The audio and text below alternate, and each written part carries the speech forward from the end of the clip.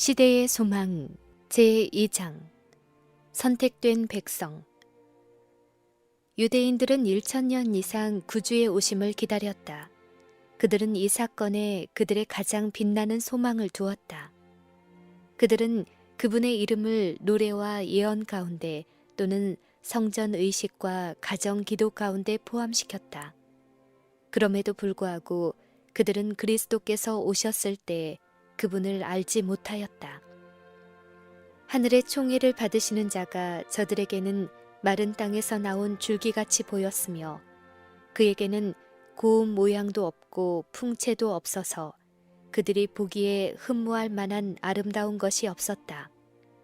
자기 땅에 오매 자기 백성이 영접지 아니하였다. 그러나 하나님께서 이스라엘을 택하셨다. 그분은 당신의 율법과 또한 구주를 알려주는 표상과 예언의 지식을 인류 가운데 보존하도록 그들을 부르셨다.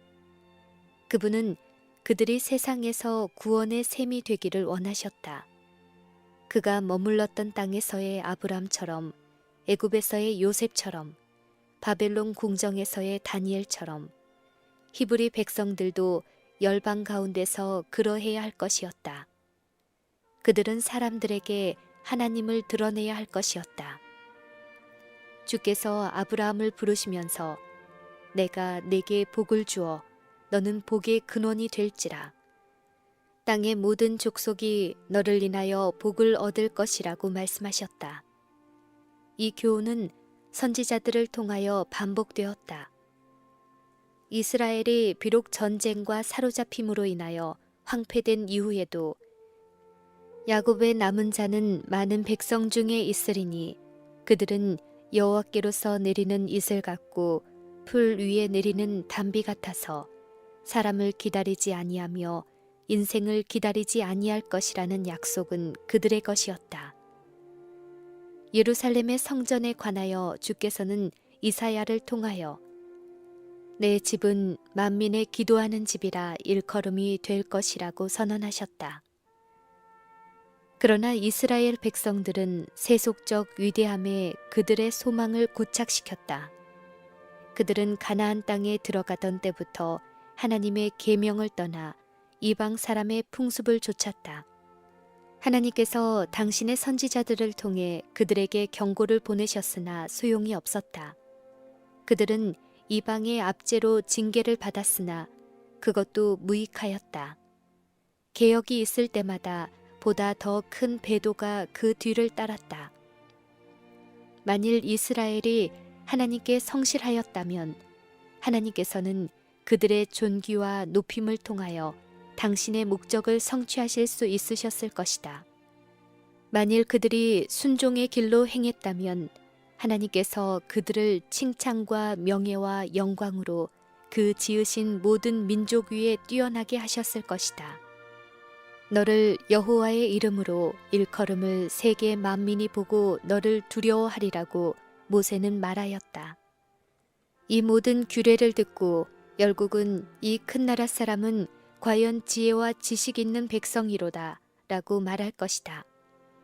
그러나 그들의 불충실 때문에 하나님의 목적은 오직 계속적인 역경과 굴욕을 통해서만 성취될 수 있었다. 그들은 바벨론에 종속되어 이방 나라들 가운데 흩어지게 되었다. 많은 사람이 고통 가운데서 하나님의 언약에 대한 그들의 충성심을 새롭게 하였다. 그들이 버드나무 위에 그들의 수금을 걸어놓고 황폐된 성전을 생각하며 슬퍼할 때에 진리의 빛이 그들을 통하여 비쳐나가고 하나님을 아는 지식이 열방에 퍼지게 되었다. 이방 사람의 희생 제도는 하나님께서 제정하신 제도를 왜곡한 것이었다. 이방 나라의 의식을 신실히 지키는 많은 사람들이 히브리 사람들에게서 하나님께서 제정하신 제사 제도의 참뜻을 배웠으며 믿음으로 구주에 대한 허락을 굳게 잡았다. 사로잡혀간 사람들 중에 많은 사람이 핍박을 당하였다. 안식일을 범하기를 거절하고 이방 나라의 절기를 지키기를 거절함으로 인하여 목숨을 잃은 사람이 적지 않았다. 우상 숭배자들이 진리를 멸절시키려고 분기했을 때 주께서는 당신의 종들을 왕들과 위정자들 앞에 서게 함으로 그들 자신과 또 그들의 백성들이 빛을 받을 수 있게 하셨다. 가장 위대한 군주들이 그들의 히브리 포로들이 숭배하는 하나님의 최상권을 선포하게 된 일이 여러 번 있었다. 바벨론 포수로 말미암아 이스라엘 백성들은 새긴 우상들을 숭배하는 일에서 효과적으로 치료되었다. 뒤이은 수백 년 동안 그들은 이방 대적들의 압제로 고통을 당했다. 마침내 그들은 그들의 번영이 하나님의 율법에 순종하는 데 있다는 확신을 갖기에 이르렀다. 그러나 너무도 많은 백성들에게 있어서 순종은 사랑에서 우러나온 것이 아니었다. 그 동기는 이기적이었다. 그들은 국가가 강대해지는 수단으로서 외면적으로 하나님을 섬겼다. 그들은 세상에 빛이 되지 않고 우상 숭배의 유혹을 피하기 위하여 세상을 멀리했다. 하나님께서는 모세를 통하여 주신 지식 가운데 이스라엘 백성이 우상 숭배자들과의 교제에 제한을 가하셨다.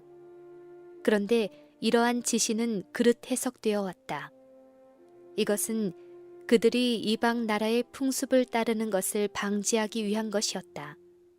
그러나 이것은 그들과 다른 나라들 사이에 분리의 장벽을 세우는 데 이용되었다.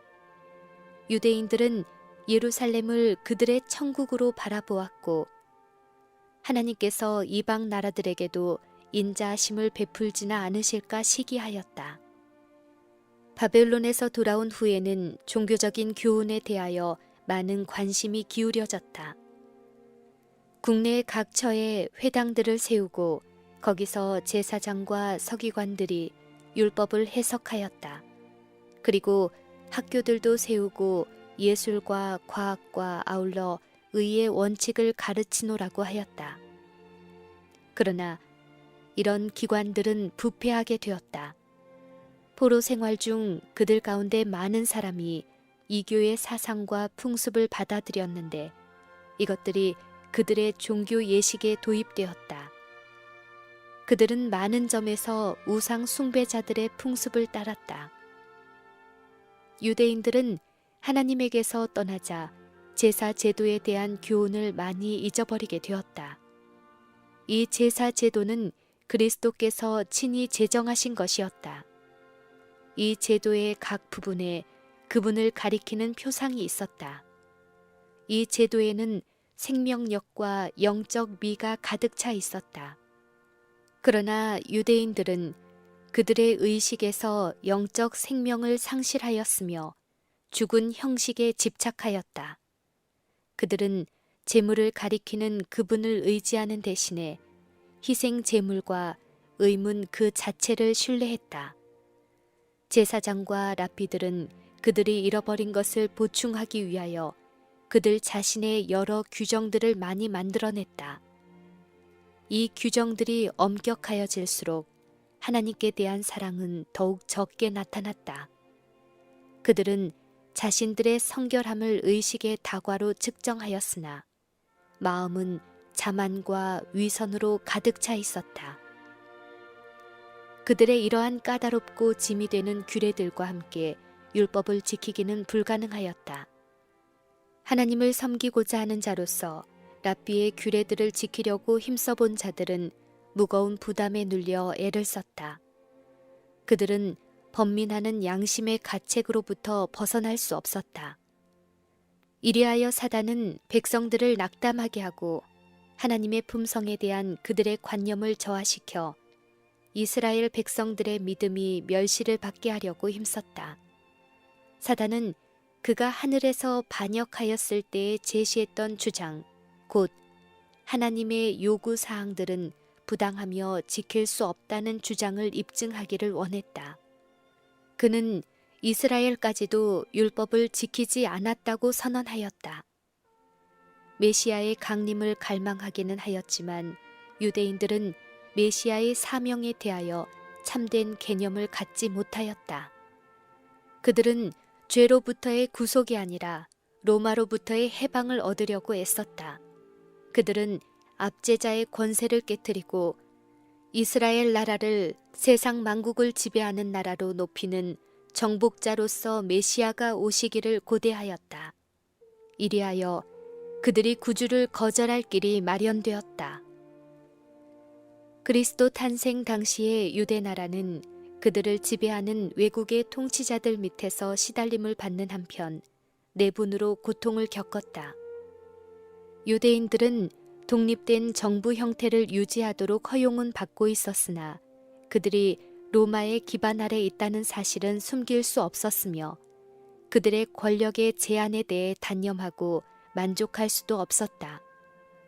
로마인들은 대제사장을 임명하고 해임시킬 권리를 주장하였으며 이 직분은 흔히 부정과 뇌물 또는 심지어 살인 등의 수단에 의해 획득되었다. 이리하여 제사장 직분은 점점 더 부패되어 갔다. 그러나 제사장들은 여전히 큰 권세를 가졌고 그들은 그것을 이기적이고 재리적인 목적을 위하여 사용하였다. 백성들은 그들의 무자비한 요구에 시달렸으며 로마 제국으로부터 또한 과중한 세금이 부과되었다. 이런 사태는 불만을 널리 확산시켰다. 민중의 폭동이 자주 일어났다. 탐욕, 폭력, 불신, 영적 냉담이 유대 나라의 심장부를 좀먹고 있었다. 로마인들에 대한 증오심, 그들의 국가적 종교적 자존심은 유대인에게 그들의 예배 형식에 더욱 엄격히 집착하게 하였다. 제사장들은 종교의식에 철저한 관심을 나타냄으로써 거룩하다는 평판을 유지하고자 힘썼다. 흑암과 압박 속에 있는 백성들과 권세를 잡으려고 갈급하는 관원들은 그들의 원수를 정복하고 이스라엘 나라를 회복시킬 자가 오시기를 갈망했다. 그들은 예언들을 연구하였으나 영적 통찰력이 없었다. 이리하여 그들은 그리스도의 초림의 굴욕을 가리키는 성경 구절들을 간과하였으며 그분의 재림의 영광을 언급하는 성경 구절을 잘못 적용하였다. 교만이 그들의 통찰력을 흐리게 하였다. 그들은 예언을 그들의 이기적 욕망에 일치되게 해석하였다.